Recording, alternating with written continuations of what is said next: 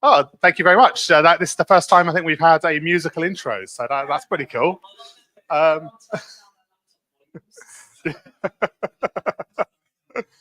Nice. Welcome everyone. It's great to see everyone here, especially for people who this is their first Async. So, can we have hands up if you've been to Async before? Cool. And hands up if this is your first Async. Amazing. Welcome. That's really cool. This is kind of special. This is Async's 15th birthday. So yeah, Async has been, I mean, in terms of meetups, that's pretty old.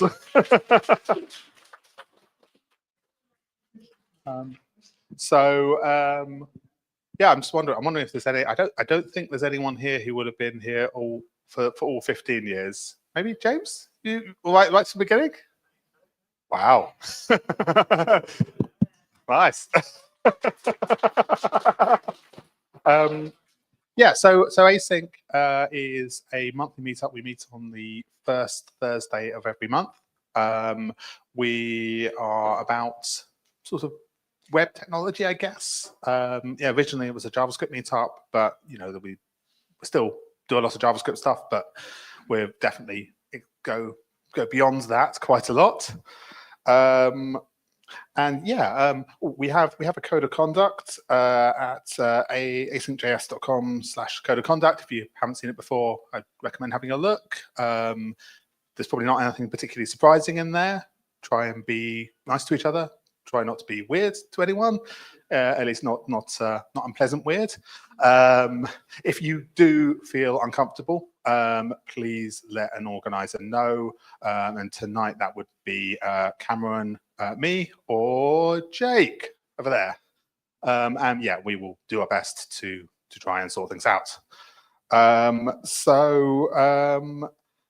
Let's see. Yeah, I should thank Silicon Brighton, who in recent years have provided an awful lot of support to Async. So Cameron is from Silicon Brighton, is doing all the amazing AV work, including this time an intro song.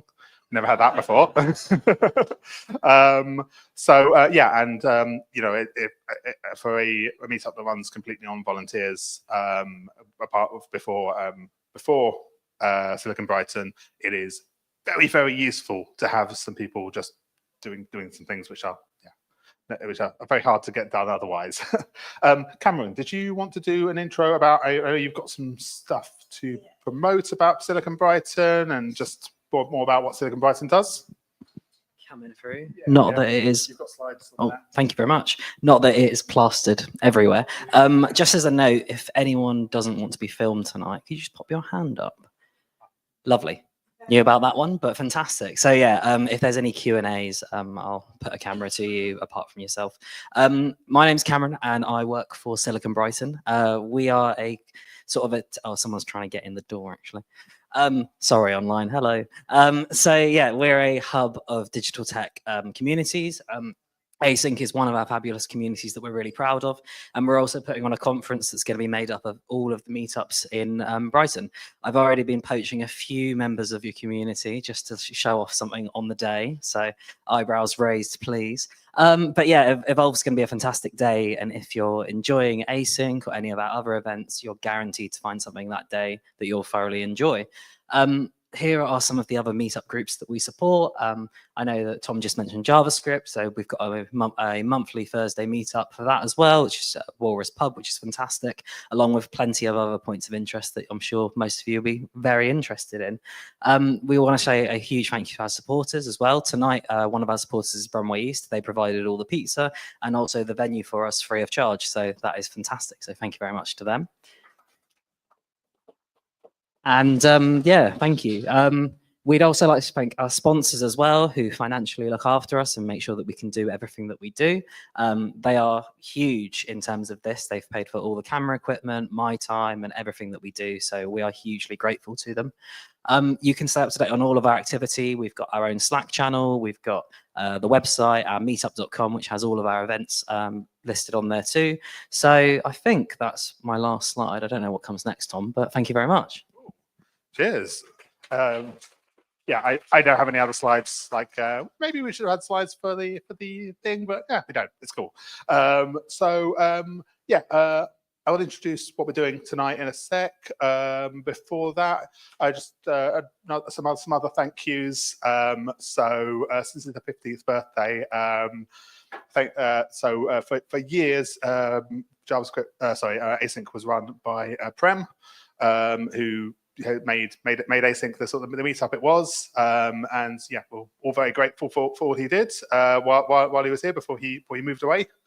After that, Alice Delocky ran it for ages, and doing a huge amount of work. Like there's so much work that goes on behind the scenes to make an event happen. Yeah, and these days, Ali still does a lot. Jake does a lot. Jan does a lot. I do absolutely nothing apart from occasionally come and talk before an event. but yeah, so yeah, thanks to all those guys.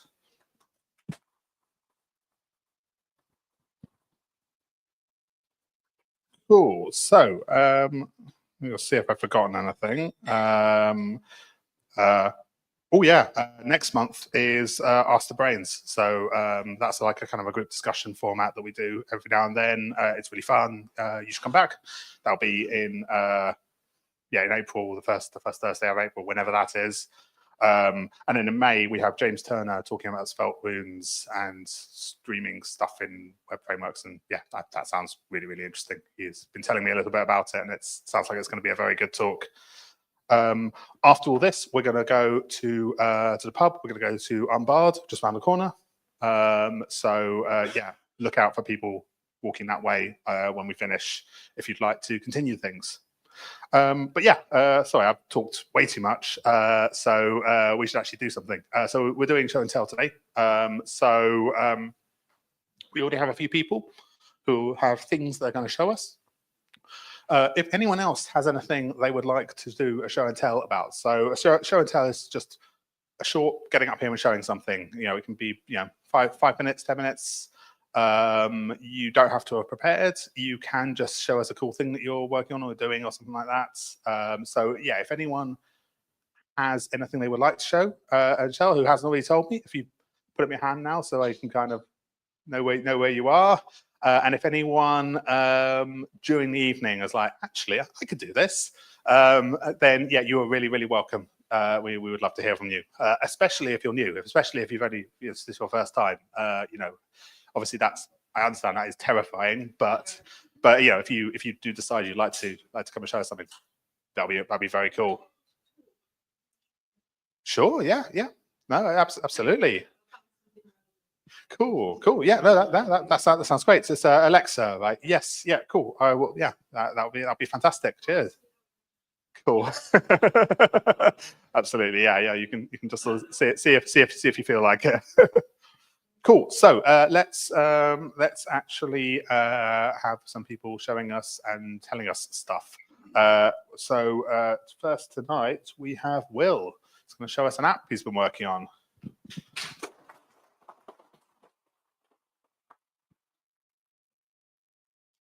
Right, hello everyone. So my name's Will, as said, and I think I'm going to start just to tell you about the sort of origin of this app. And I think, especially with software engineering, one of the big things is trying to automate processes and anything that is quite difficult for people to do. So I absolutely love it when like a client comes to me or something and says like, we want to appify something, we want to make something automated, all in an app, something like that, and that this is what this is, and this is the appification of mortgages. This was actually a rebuild of their original app, which was offshored, and then this was done in 3 months or 4 months, give or take. So I just want to show you it really. Can I stream? Yeah. We do the sherry thing.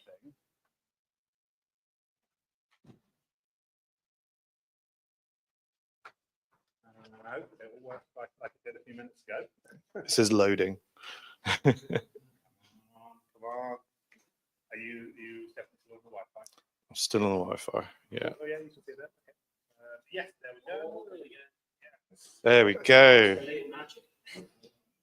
So yeah, so this is a startup called Meet Margot. I've been working with them about the 4 months. So I was brought on originally to do the rebuild for them.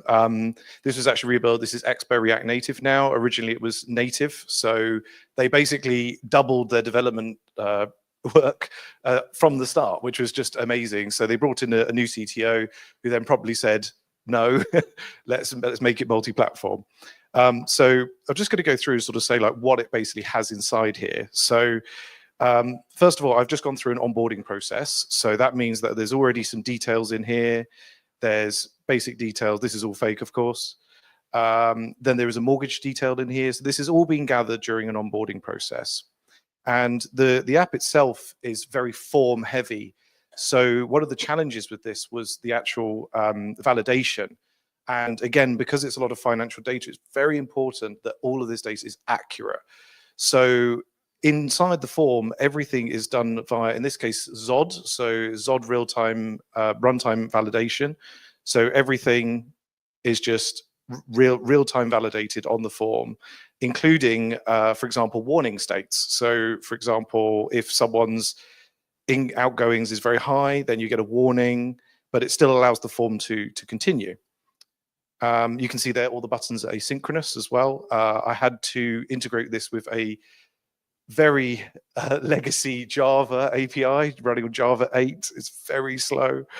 But anyway, let's just go through sort of the process really. So one of the complex parts here is the fact that a mortgage itself is very complex. So how do we start this process? How do we make this into an app? So first of all, we start off by searching real mortgages. So these are actually real mortgages for the record. These are actually what a broker would see. And then as we go through them, we can look at sort of, you know, what deals we like. We can also change, if we wanted, we can crash. I mean, that's going to happen, isn't it? But as you can see, we can recover quickly, hopefully. There we go. And then as we go through, we can then start to add these to the vault. Oh, if you like those toast messages, I've just released that package on NPM if anyone wants it. So then once we've added these to the vault, we can then go through to continue. So we can actually see these in the vault, like so. And then you can also see that we do have document uploads as well. We also have a chat, so you can actually chat to your broker inside the app. So then once we've added our mortgages, we can go through to continue, which is at the point where we can actually upload ID documents and so on. So this is the application, right? It's all in here. We can then start uploading documents. Once we've done that, we can continue. We can then go through and book a call. So it then brings up the broker's calendar. Then we can actually go through and book that advisor. I won't be doing that because this is actually running on the live API. So a broker's going to get upset somewhere if Will Test tries to get a mortgage. And that's kind of as far as I can go really in terms of before a broker has to get involved. There's a back end as well in terms of there's a React Web app that the brokers actually use. And that's kind of it really. That's all to demonstrate. I haven't got any other cool features of it other than that, but that's just what I was going to go through, and just wrapping it up to say that I love this idea of sort of going through, you know, this is what software engineering is all about, right? It's all about getting some complex process and making it easier for someone else to use. And that's it. Thank you. Do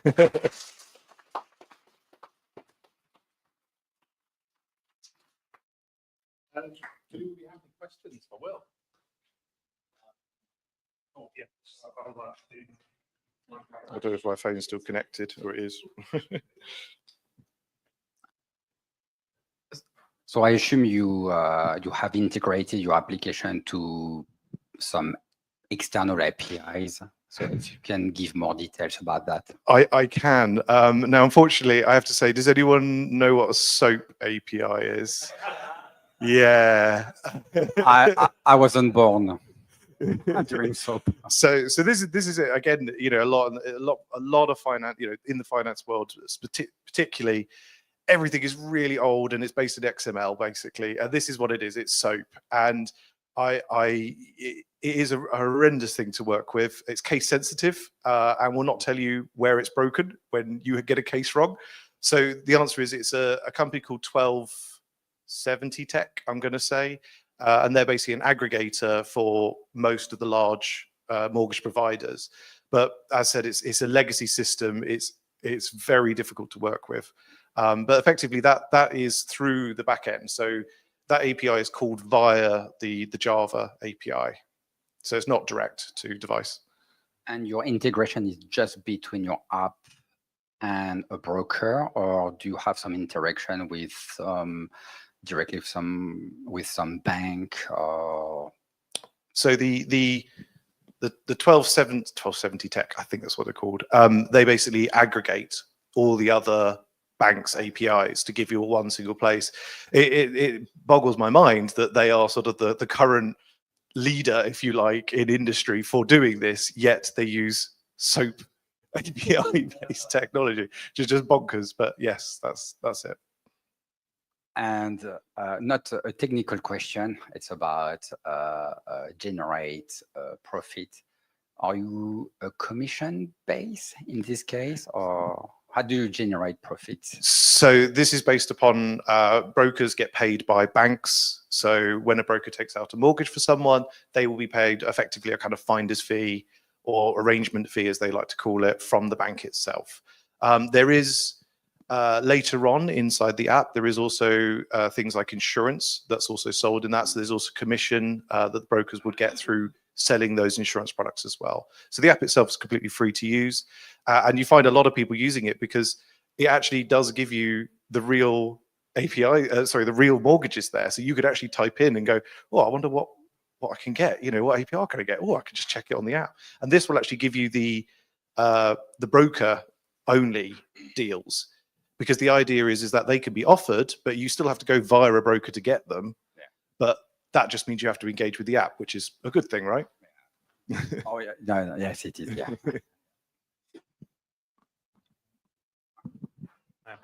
Dave, since you're closest. What is the name of your push notification library? Oh, it's React Native Toast Alerts. More good NPMs? Yes. Why an app and not just a web app? It's a very good point. So I was brought on at a later stage to pick this up. I would have gone for, it is Expo anyway, so we could actually produce a web app from it if we wanted to, from this code base. It is a very good point. I'm not really sure. I was just brought on to fix it. Can I bite the cherry again? I just wondered on you uploading ID documents, how you looked at any of the systems where you recognizes your face and does the documents? Yes, it's still a fairly early stage startup. So there was originally an integration with Experian. However, at the time, I think that was stripped back because they were just having so many issues with the offshore development. Yeah, I've used a few and they're brilliant, except they don't work. Cool. Any other questions? This one. Is it a managed workflow or a bare workflow? It's a bare workflow. Yeah, Cool. Any other questions for Will? Cool. Thank you very much, Will. So it's managed. Thank you.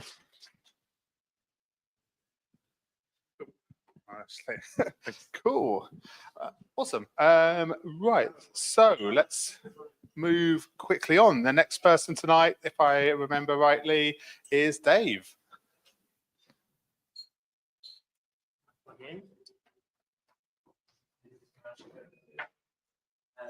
Oh, right. Yes, we're going to plug in. And I believe Dave's already on StreamYard.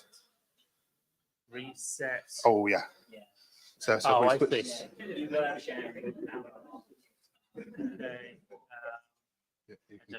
ignore that, yeah. Okay. We go here. What do I do? And just click presents. So you can click present. Got it. And then just share screen. Got it. Share screen. And then entire screen. Cool. Look at this. It's like pro stuff. Okay. Where's my title slide? Awesome. All right. Well, Dave Piero Garnell, everyone. Hey, folks. Oh, thanks. Okay. Following on from Will's talk about making workflows easy, I've got this little talk just about some stuff I've been working on at my company to try and solve some problems. So it's about using Notion. Who knows about what Notion is or has used it before? So who hasn't? Okay, a few people. So Notion is like a documentation database. I'll show you a quick shot of it, but it's using that as a content management system to drive a website. So why? What are we doing? Okay, this is a website. This is a website my company runs. It is about surveying rivers. Doesn't really matter. There's a whole bunch of information on here for people who want to survey rivers, how to survey rivers, documents they can download, guides, PDFs, that kind of stuff. This is a WordPress blog. So we're using WordPress to do all our content management system, and there's a team of 3 people who might edit this blog. But we wanted to put some content up on here that looks a bit like, if I go to one of these like documentation links here, we get a page that looks a bit like this. Oh, please sign in. The reason we want people to sign in is we want them to accept a end user license agreement. So I'm just going to log in. I log in using my account, although you can just get a magic link. Oh, it already knew who I was. So but what would normally happen there is it would pop up a thing saying, please accept the terms and conditions. So we want that because we have documents on here that we basically want to just get people to agree not to go and like publish them all around the internet. You know, this kind of thing. We want to keep a little bit of control on how people use things. So doing this in WordPress, having the little login there, and also the accept the terms and conditions, you can do this kind of thing with plugins. They're not great. It becomes, and I quickly found that with our WordPress, we're getting more and more plugins, doing harder and harder to manage. So the alternative to doing that is to use some other tool. Now, we happen to have another website that we run, which is this help site for a bit of software we make. And this help site is produced from a Notion document using a cool app called super.so. They're not paying me for this talk, but these guys have a little product where you can point at a Notion database, point at a URL, and it will make a website from that Notion database. Very reasonably priced, and it sort of produces this nice thing with a search on it. So we're already kind of using Notion for some things and WordPress for others. So then we found out, okay, well, Notion have got a little API, JavaScript API client. And so we could make our own JavaScript code base. So we got a Remix app, or you could use a Next.js app, which pulls in stuff from the back end. So to give you an idea, that help site is run from this Notion page in this cool dark mode. So, you know, the content looks all the same and you've got images and all this kind of stuff. And so we now have a, let's see, this website, which is the kind of thing we're doing here is just providing files for downloads. Let's see, here you go. This website's got some pictures in it, I think, somewhere. Maybe not. So there's images and things. Here we go. This one's definitely got some pictures in it. There we go. And that, of course, comes from another Notion page. So what does this involve? Okay. So we have a Notion database. So it's basically like a big spreadsheet inside Notion. And this is what we're using to power our site. And the way Notion works is with a database, you can create this little table. You've got columns with certain properties, and every single one of the rows in here is associated with a document. So if you sort of click into the row, you can see some content. And so basically, these are all our pages, and you can see in the middle, these are the web addresses we're publishing them under. And then we have some little things about whether or not we want to require people to accept the EULA or not on each page. And then, then we have the content associated with the thing. And then our website is, when you go to a page on our website, it is basically calling through to this database, loading the content and displaying it to the user. So this works possibly reasonably well. But there are some problems.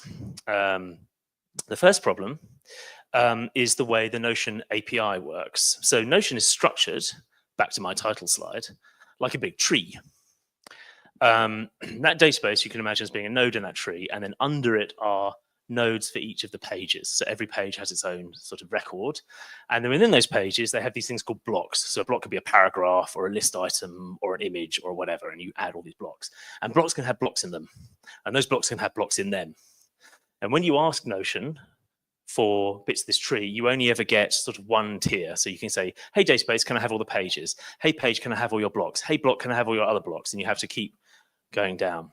So this means that if you want to load this content on the fly, your website is incredibly slow because you have to make loads and loads and loads of calls to get all the content. So we need Notion we need to get the stuff off Notion and store it in a database. And that's kind of what we're doing. So we have this database. Here's a database. And you can see here, I've got a list of, this is a timestamp of download. Every page has an ID. And then I have this would go on for a very long time, this record. This is the beginnings of a giant JSON blob with all the content for that page in it, right? So it's basically got a big tree of nodes. And then we have a couple of React components that just turn that into HTML. Second problem, there are no reliable webhooks on Notion to tell us when somebody updates the page. Really irritating. So we poll them every half an hour to get new content. And you check if it's changed. If it has, we put in new. You see the first item in this database table is the date. So we have all these different sets of records for the different dates. Third problem is media files. So it turns out the Notion stores all the images you upload and everything else on Amazon S3. Has anyone used Amazon S3? Okay, big file store. And the way you protect things on Amazon S3 is you generate links that expire after a certain time. So Notion gives you links that expire after 1 hour. So we have another table, which is this one, which is if somebody's looking on this page for this particular block for the content there, this is the current version of the Amazon S3 thing, and this is the time it expires. And we rewrite all the URLs. So someone comes to our website and we check if we have a link, and if it haven't, we ask for a new one from Notion on the fly. Speaking of links, the last problem is links. So in Notion, when you're editing some content, let me just put up a page here. You can do stuff like, this is really live, so this is what Will's doing. I'm going to publish something. We can say, like, let's see, I can link to a page by saying, oh, at changes and errata. That is a link now to the changes and errata page, which is down here in my table. Now on Notion, this is just some unique ID, and we want to turn it into a nice web address. So in order to render pages, we also need to know the web address of every page. So when the code for rendering this page has two inputs to it. One is the giant blob of all the green boxes there for the current page, and the other one is what's the set of all the orange pages we've got. So if we encounter a link, we can generate the correct URL for it. So this lot took about, I don't know, well, it's been evolving over about 6 months, but it's probably taken about maybe about 3 weeks to put together all in. It's working really well, has a bunch of technical problems. And it's kind of fun. And we're going to take this further. We're going to start putting events up on here and all sorts of other things and stuff. And that, I think, is everything. I'm open to questions.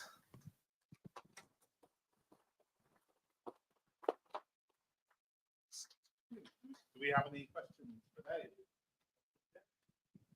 If you add new content, does it make a new permalink? Is that how it works? Making what, sorry? If you add new content, like say to a page and you Yeah. publish it, does it make a different link, like a No, so the pages, so you can sort of say in Notion, every page has this unique code. So this page ID here, so this is page D7538, blah, blah, blah, blah, blah. And if you say, Notion, can you get me the content for that?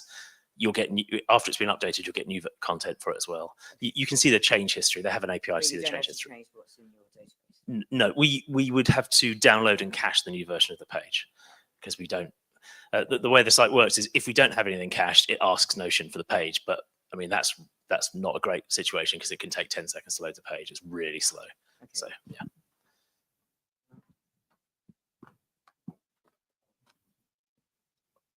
Thank you. So this is kind of sounding like a static site content generator, yep. But you're not quite being static about it. We've got a server. We take logins and we store session information about people. And we're starting to build out tools where they have a little profile.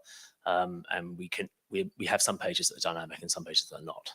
So it's a mixture. Yeah. So I'm sort of feeling, to some extent, do you not just want to scrape the whole lot of Notion and just build a static site? Yes, that was actually one of my original ideas.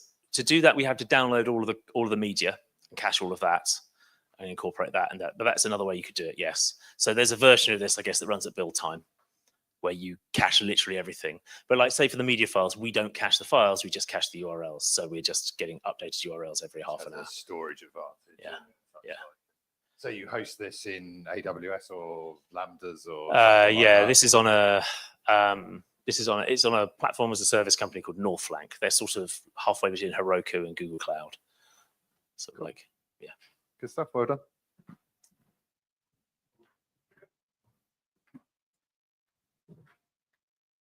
For you, so is that more cost effective having using like Wix or Squaresoft? Oh, quite possibly. I don't know. This doesn't cost us much to run. We don't have a very big VM to run it, but we are running a VM full time. So we're paying whatever it is, pounds per month to run it. But I haven't tried Wix myself. I did a bit of Squarespace stuff, and I think they're great as long as you fit within the templates. We are going to go places where Wix and Squarespace would not take us with this. So this website, as you can see, it's about surveying rivers. It's really about making training for people, and we actually do courses, and we take assessments, and we mark their work, and we give feedbacks, and we issue qualifications and certificates. There's all this kind of stuff, and you can get about halfway there with Squarespace, and then after that, it's like we're just fighting against it. So yeah. So more freedom and more cost effective. Yeah. The other alternative to doing this actually is there are a lot of off-the-shelf products that act as headless CMSs. There's 5 or 6 of them. One of them is called Storyblocks, and there's a bunch of others. And with those, you go to their website and you have a user interface to sort of create a collection, and the collection will have certain fields. So it will do kind of what Notion's doing with a little database table, but it's much more oriented towards then exposing an API. But I just found that I didn't want to have another tool. Like we've already got a tool, and I didn't realize it was quite so complicated when we started this either. But whatever. Yeah. Okay. So yeah, that's the programmer motto. We do these things not because they are hard, but because we thought they were going to be easy. Yes. Yeah. Has anyone else got any questions for Dave? Cool. Sorry, what was the link between the WordPress site you showed at the beginning and? So it's all part of the same set. So currently, the site is kind of a weird split. Half of it is on WordPress and half of it is on this system. And you if you're watching carefully, the domain name changes. There's a subdomain. Okay. The intention is to ditch WordPress completely and move everything over to this. So yeah, yeah. And are you releasing this tool? The bit that downloads and caches stuff in a database is actually pretty reusable, because we're starting to do things now where instead of having one database, like I've shown you, there's actually 3 or 4 databases with different bits of content in them, and more or less the same interface works for them all. So some of it is reusable. It might be more of a sort of a Git repository with like a tutorial and a blog post. You can clone this and customize it than a off-the-shelf thing. But yeah, it's possible. Cool. Any other questions for Dave? Cool. Well, in that case, thank you very much, Dave.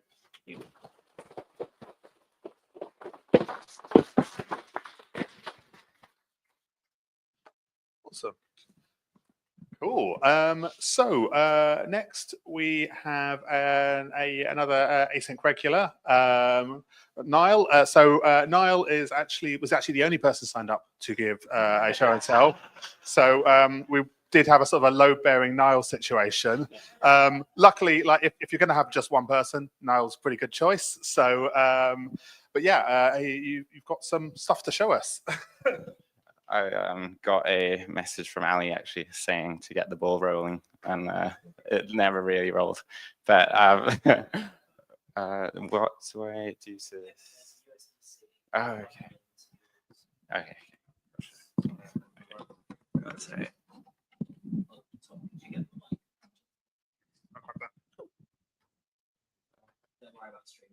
Okay. Okay. No worries. Okay, here we go. So yeah, I've made a TypeScript library to like make guarding in TypeScript that much easier. And here's there's a little example on the screen there that you can do. But what is guarding firstly? It's basically, so in JavaScript, you don't really have to worry about sort of types, but then TypeScript does add types to variables and all of this. And when you want to check the type of a variable, you can then say type of variable is string or something, like a normal sort of JavaScript thing. And then in the body of this if statement, that variable is a string as well. Now, you can then create these methods to then sort of automate the flow of that as well. And that's sort of the type guarding that I've talked about. So kind of like this. So I've got an unknown vehicle, and then I've got an is_car sort of type guard to then narrow down the type of the variable. Then now there is many sort of options out there already. So Zod, Yup, there's sort of many others.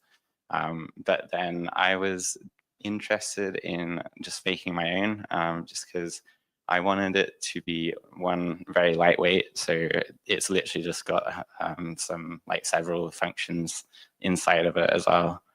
And then oriented towards type tooltips. So when you're hovering over a variable in VS Code, then you can sort of see the type information on that variable. And I've tried to make that as sort of intuitive as possible. And then also I wanted it to be very capable. So very composable in terms of how you would compose a TypeScript type. But then you would do this with functions and sort of the guards themselves as well. And then finally, only have to sort of write the type definition once, because the type can then be inferred by by a sort of helper type as well. And then also just as readable, which was very important as well. And then here we go. So a bit of a demo. Gonna have to. Oh, this is gonna be difficult. Yeah, sure. That's right. Oh, there we go. On it. Is that still visible? Okay, so I've basically got a. There you go. Oh. Okay, thank you. So I'm not on the camera side. Okay. Okay. So I've got a missing guard function, and I'm trying to replicate basically this as well. So here's just some data that I've got on my own website. And I've got a URL, I've got a name, an image, and an aspect ratio, and that's a number as well. So let's just do is company is object of, and then we had a URL, a name, and an image. So URL, oh no, that's not it. Name, image, and then these are all strings as well. Like that. And then finally, the aspect ratio, if I can spell. There we go. And so this was just a super simple version. And then if I hover over that, you can see that it's a guard of that object. And I've also got just a thing to map over the names of the companies as well. So if I build and start it, you can see all the names. But yeah, that's pretty much it for this one. I did have a backup option for another talk, but that might be to come. But yeah, I'm up for questions though. I'll be at the pub as well, so if anyone wants to talk more about it, or talk more about the t-shirt. But yeah. Cool. Thanks very much, Niall. Who has questions? Has anyone got questions for Niall? Oh, yeah.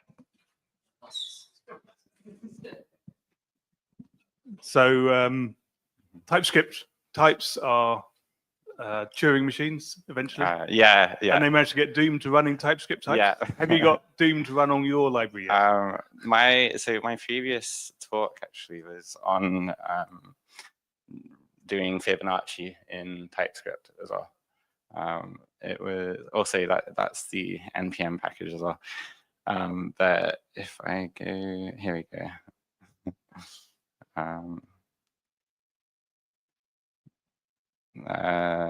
Here we go.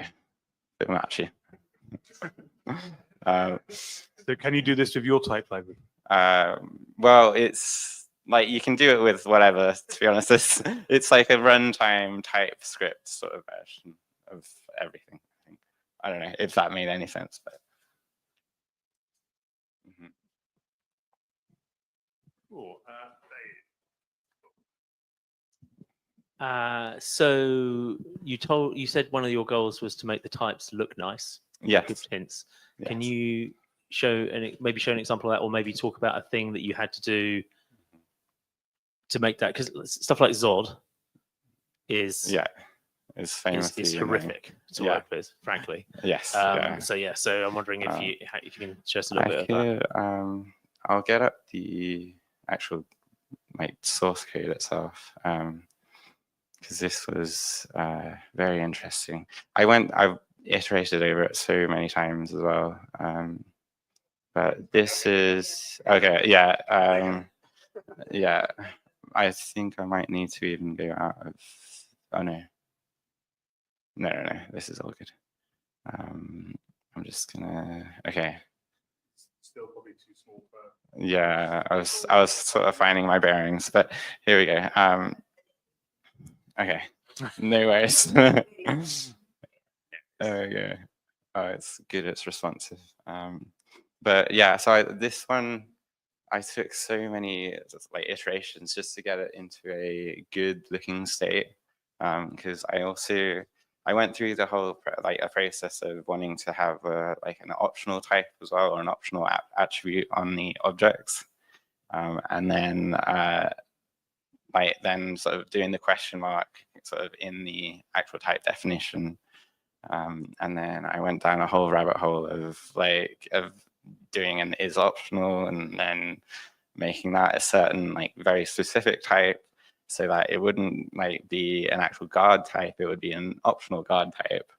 And then filter those out and then pick them out and make that partial and all sorts of loops. Then another one that was quite fun to make as well is the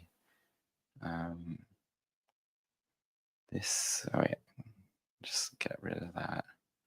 Here we go.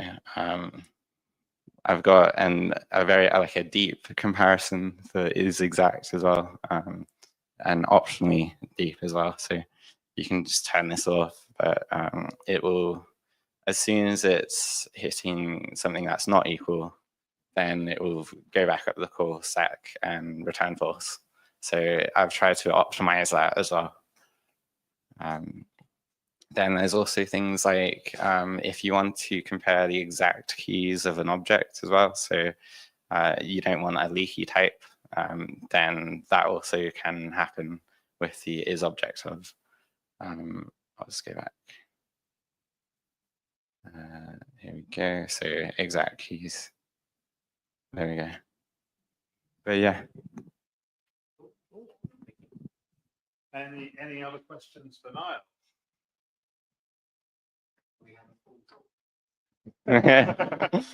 I struggle to get it into a lightning talk, to be honest. So there's not a lot to it, but yeah,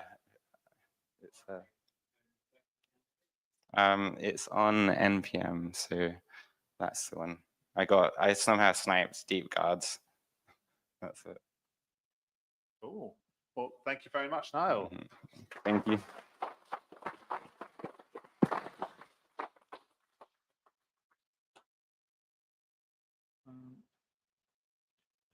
So next up, we have Remy. If you're still up for it. Remy, who I did just ambush. Well, actually ambushed earlier, but apparently I've also ambushed right now. My show and tell is very special because I've got nothing to show. So, I had a child about 6 years ago, and since then I haven't done any hobby coding at all. But I've got lots of projects that are half finished and not completed, so that's why I have nothing to show. But basically, this is a call to arms. It's an app idea, and I'm an ideas guy, and I want you to build it for me. So here it is. So also about 6 years ago, this thing was released called the Open Banking API, which is it's not SOAP. It's very nice. And what it means is you can access people's bank accounts directly through an API. There are two ways that you can do it. One is that you form a company and you get a license from the Financial Services Authority, and you need to be audited and insured and all of that.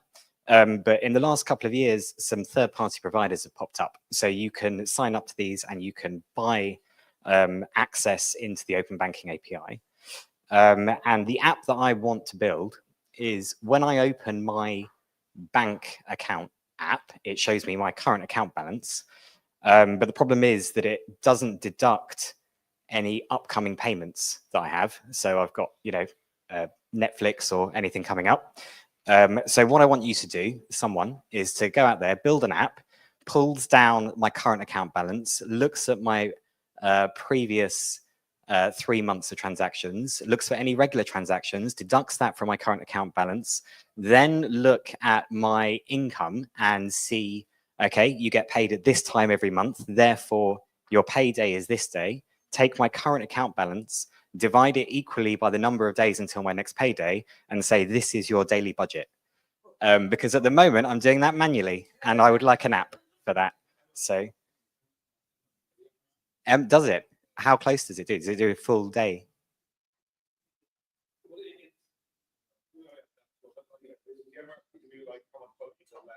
Yeah. Oh yeah, but I want it automatic. I just want it to divide it up in number of days. Yeah. Will? Yeah. Okay. What do you do when, like recently, like last month, this month, a lot of the banks didn't pay anybody because basically they were overloaded with whatever their outcomes were. I see it as mainly a vibes-based app. Like it's just like, yeah, that's kind of how much money you got to spend. What happens if that goes on? And then you do your calculations. Like my bank does like upcoming payments, so it gives you an idea of how much you're going to spend like weekly. But if you don't get paid, you'll still got your outgoings. If you don't get paid, you're fucked in more ways than just an app not working. So yeah. Just saying, is there a tool for that? And maybe someone should build that in. Yeah. Cool. Actually, I had a suggestion. Yes. I set up recently a budgeting app I'm using called Actual Budget. That's like kind of like an open source thing. Just it's like a one-click thing where you can run it on something without you having to do anything.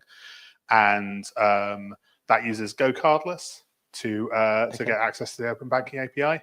So you have to go and sign up yourself. But yeah, apparently you can sign up for free for Go Cardless, and you can get API access for free.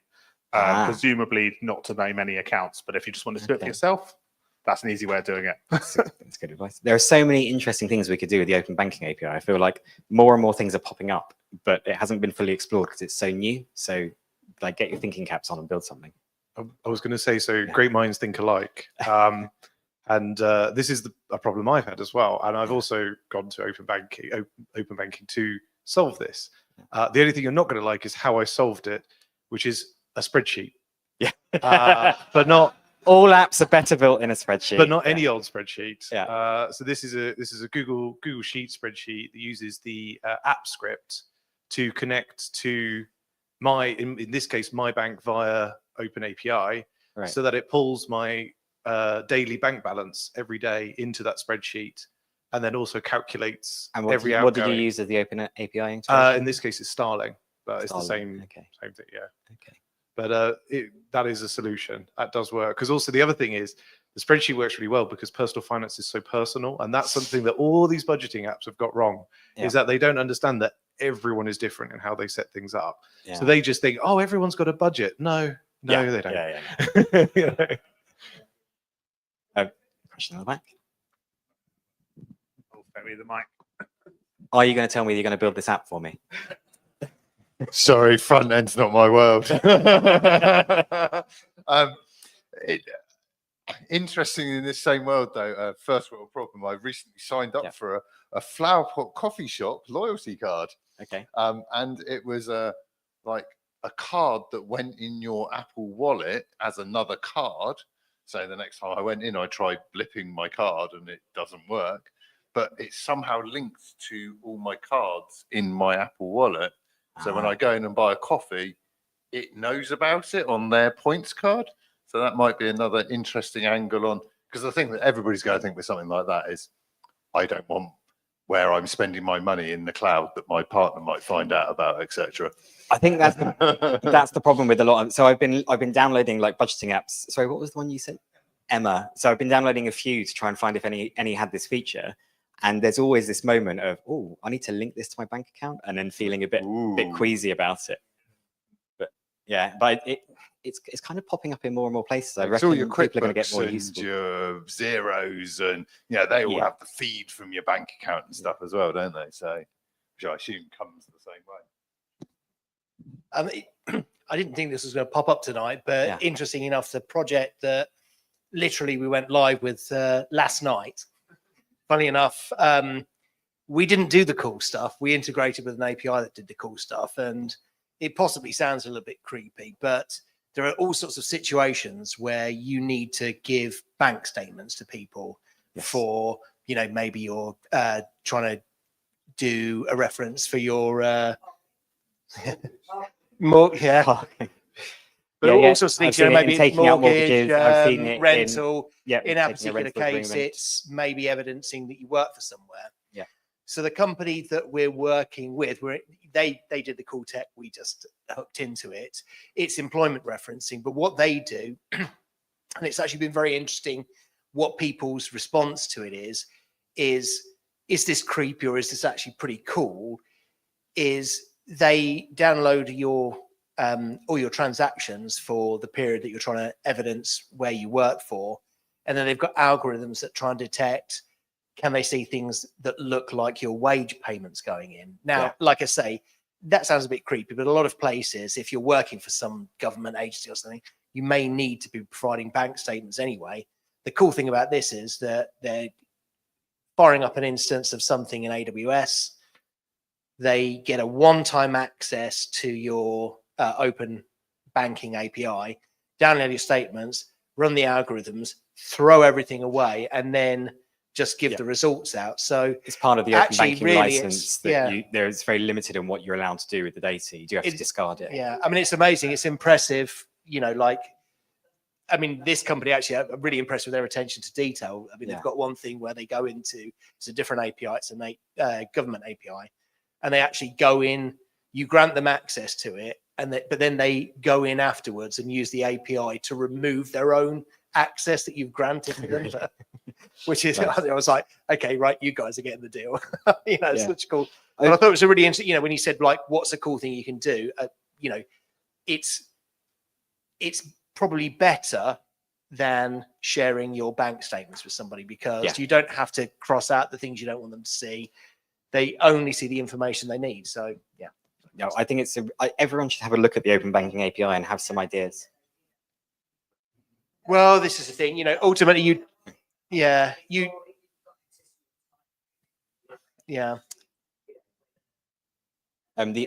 FSA will audit you for data retention.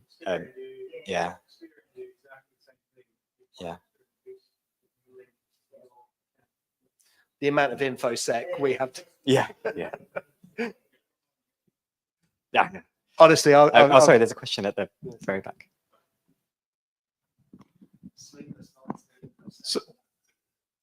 So away from the consumer side, there's a company called Funding Exchange that do kind of this for businesses, but they make their money by sending you loans So if everyone does want to do the app, just find a loan company to sponsor you. Yeah. But I think open banking is criminally underutilized. Like there are loads of interesting things you could do with it. So have a look and get some ideas and then build a thing. So Cool. if you don't have a child.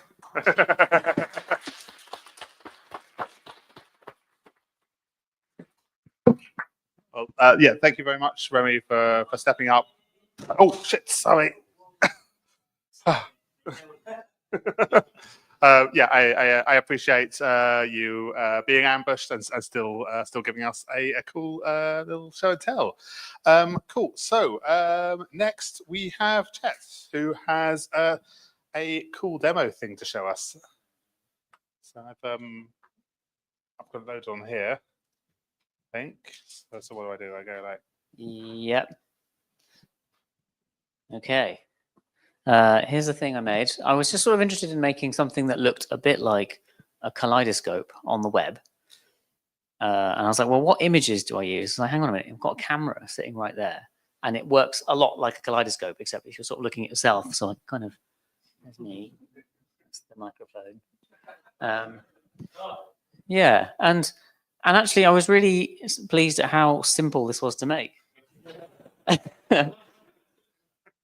So what you can now see is that if someone else joins, you basically get linked up with like the last person who's waiting. So anyone else can go to this URL and you'll get paired up with someone else.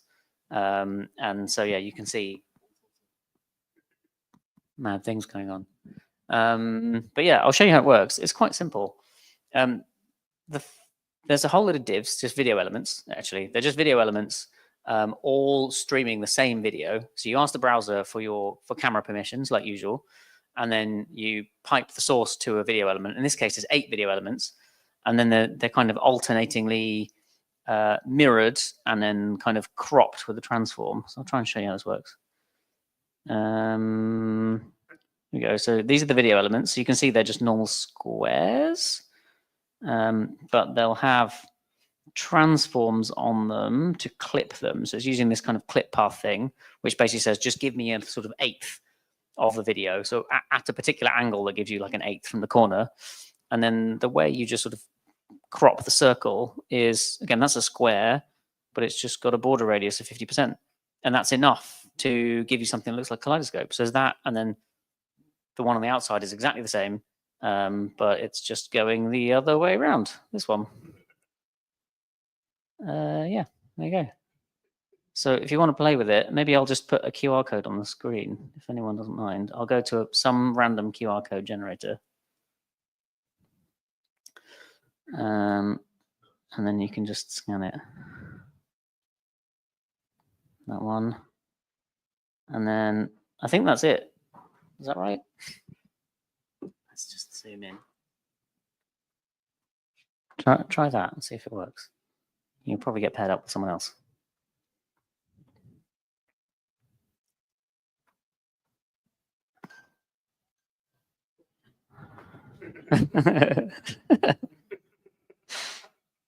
So interestingly, this is all happening over the internet. So anyone else around the world can join. And the way that works is just using a free WebRTC API. Does anyone know about web? Do people heard about WebRTC before? It's a sort of way of like streaming media. So if you're using kind of Google Meet or anything in a browser essentially that's doing kind of like video sharing, that's essentially what it's using. So that's basically finding a route to share streaming data between you and the other person. And this is just using a free API that's, I mean, to be honest, I thought was a bit wonky and like the documentation was terrible. But this has been running for years off a free account and it still works. So I'm fairly happy with it. It's called Skyway if anyone wants to try that. But yeah, I just think WebRTC is really interesting and I'd love to learn a lot more about it. So if anyone has any expertise in WebRTC, I'd love to hear about it. I'm particularly interested in WebRTC over local networks, not just over the internet. Because generally when you use WebRTC, you're building things like this where you can kind of send video and audio backwards and forwards over the internet. Yeah, so you're using these servers that are kind of built for you. that do all of the work for you essentially. But I'm kind of really interested in like, how would you do that on a local network and kind of build that up from the ground up yourself? Anyway, yeah. Is that you, Tom? Or was that Dave? No, that was Dave, wasn't it? Okay, cool. Dave, if you quit, then someone else will join in. We'll see what happens. Yeah, that's it. Any questions?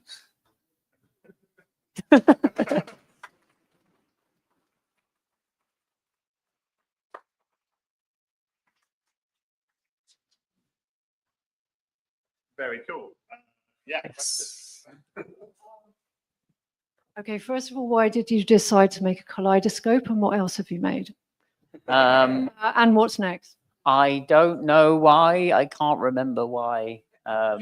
I think I was just sort of learning about kind of like CSS kind of clip paths and clipping, and like I was doing a video project at the time, and I was like, hang on a minute, there's something. If we combine these things, it could be quite fun.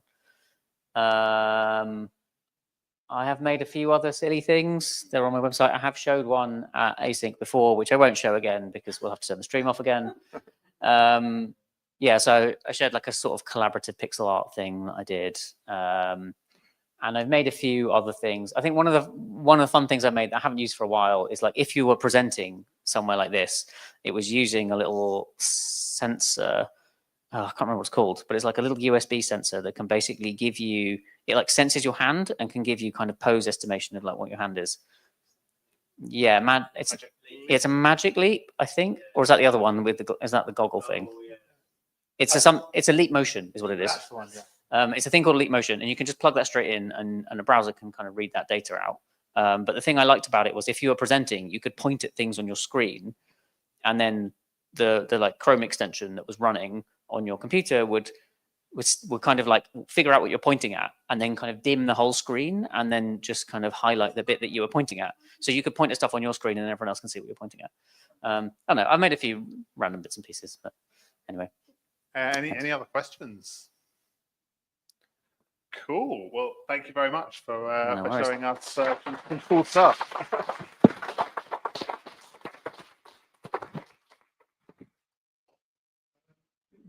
So, Alexa, would you still like to come and say something? Ah, amazing. Thank you. Okay. Hi, everybody. First of all, I'd like to say that I don't do any coding at all, but my flatmate is learning coding. I've met a couple of people here before. It's something else. My background is in marketing, and then I left marketing and went to uni and did a performing and visual arts degree. Then I started running events and also an eBay store. So I've been using platforms like Meetup and Facebook. Facebook booted me off, but I'm back on in secret. eBay is fine, but I've just got so pissed off with other people's platforms or other platforms that I thought I would learn WordPress, which I hated. And then last year, I taught myself how to use Wix, which is really easy because they have AI to help you. So I've got draft websites, several sort of community-based websites. I have not published them because I'm slightly concerned that Wix might not have the capabilities that I think it does have. And I'm also thinking that I probably need an app. One of my websites is, the web domain is rising in value. And so I'm conscious that I need to publish it, but it's a sort of community-based website that will work for this area, linking events and people who want to go to events. But I'm conscious that it could be much bigger than that. And if I publish it on Wix and then I want to go further, I will have to then put it on another platform. I don't know how to do that. And I also don't know how to make an app that integrates with my Wix website. So I came tonight to sort of find out who's here and what you will do, actually, in case somebody might be useful or could help me at some point. The other thing is that I'm actually looking for a sort of paid day job as well. So if anybody works for a company that needs a marketing person or a social media person who's also interested in tech, let me know. So I don't know if I can ask you guys what you do, like who's into web design, who makes websites? If you could raise your hands, just so I have an idea. Okay, a few. All right, who's a coder? Like, is that what everybody is doing? Right. And who makes apps? Okay. Are you generally all working for yourselves? Are you working for companies? You can shout out what you do if you want. Company, both. Okay. So I think what I'm basically saying here is if anybody would like to talk to me afterwards, please do. Tell me what you do. And I'm really into collaboration. I mainly do not do this, like speaking to a whole load of techie people. I'm active in like creative groups, like actors, theatre, filmmakers, that kind of thing. But lots of people need websites and apps. So it's a big market. Thank you.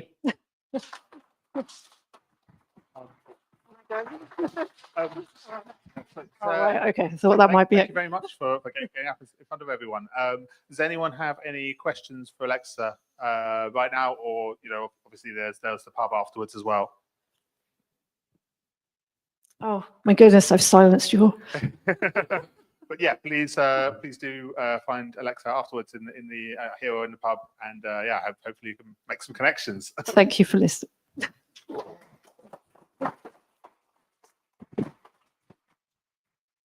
Cool. So let's see. What time is it? It's about 8:30. Niall, do you still have that other thing? Yeah. I assume everyone's up for another Niall thing.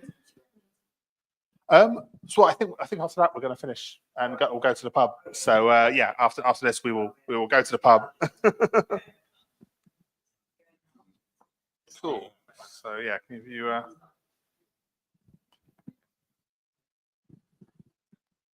Cool. Yeah, while we're waiting for Niall's computer to boot up, one thing we often do at Async is just see if there's anyone who is looking to hire at the moment. Yeah. So yeah, the question was: is anyone using AI to build apps? Cool. Yeah. If anyone is building AI to build apps and wants to let people know that, yeah, raise your hand. Cool. So yeah, I got. Yeah. Nice. Yeah. I think that might be it. Cool. Yeah, so.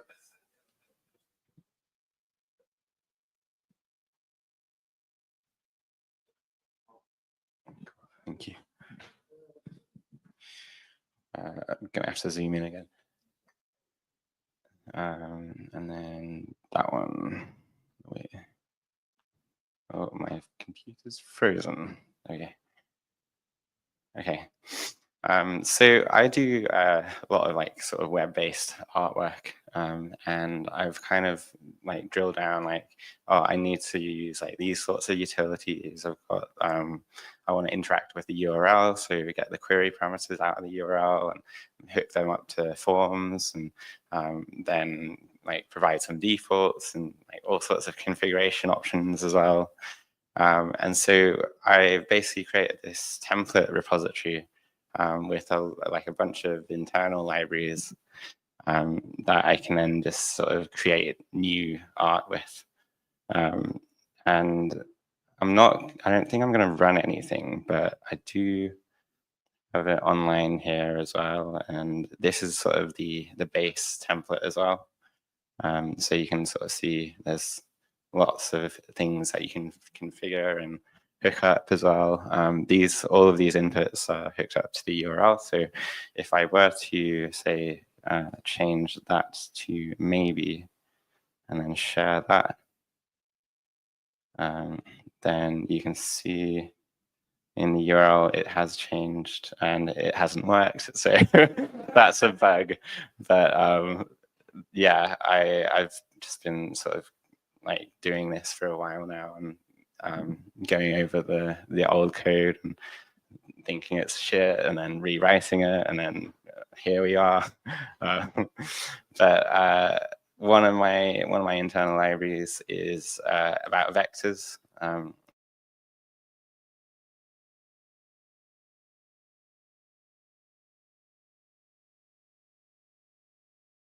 then you can create a vector. So 3, 4, and 5. And that, of course, is a vector 3, as you can see. And then you can also do a vector 2, just with 2 parameters as well. And yeah, so you can sort of see the number there. Lots of like cool little tricks like this. Then another sort of, well, the URL interaction thing as well. It's the parameter configuration. So I can do that and then .get val or get value even. And I'm just gonna get another variable going.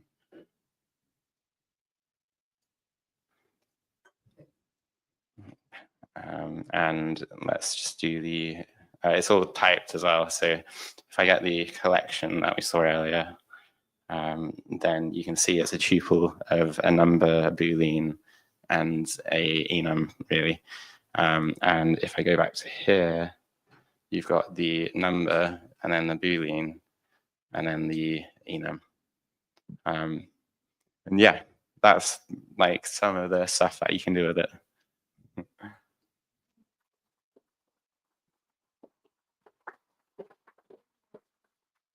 Might provide a bit of useful context. Could we have a look at one of the actual art? Yeah. Paint. Yeah. There we go. Oh, I can also do a full screen on that as well. There we go. So you could change some of the configuration. Yeah. No, exactly. So make it go fast.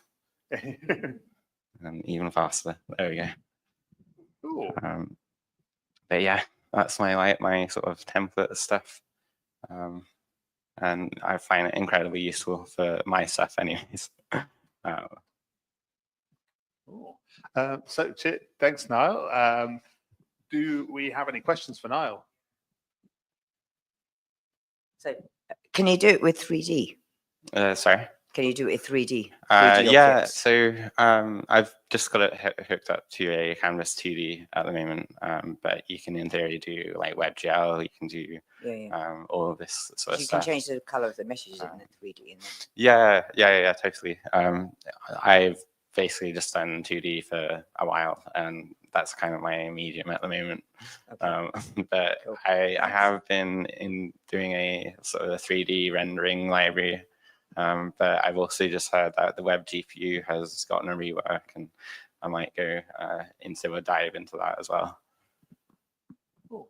Any other questions for Niall?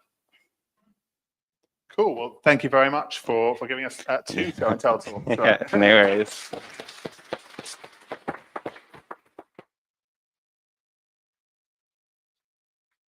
Okay, so I think we're probably drawing to a close. Before, is there anyone who's been inspired and would like to come up in front of everyone and show or something, or talk about something?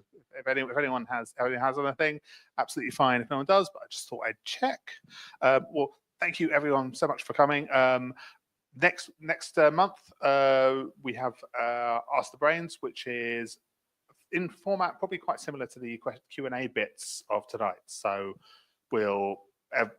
everyone who comes can suggest topics, then we work through the topics, as many as we can get through, and we do sort of a discussion where people take it in turns to raise points or ask questions and things. It's usually pretty interesting, usually pretty fun. We usually cover a range of things. But yeah, and then the week after that, the month after that, we're going back to a talk format. So there'll be one person giving an in-depth talk about Svelte roots, which sounds like a really interesting topic. Thanks everyone for coming. I really hope that we'll see a lot of you again in the future. And now we can be here for a little bit longer as we're kind of packing up, but we're going to be very soon heading round the corner. So the pub we're going to is the Bison Bar. It is the Bison Bar. Unbarred, that's the one. Unbarred, and it is there. You come out the door, you turn right again, and it's on your left. Yeah, we'll see you all there. And thanks very much for coming.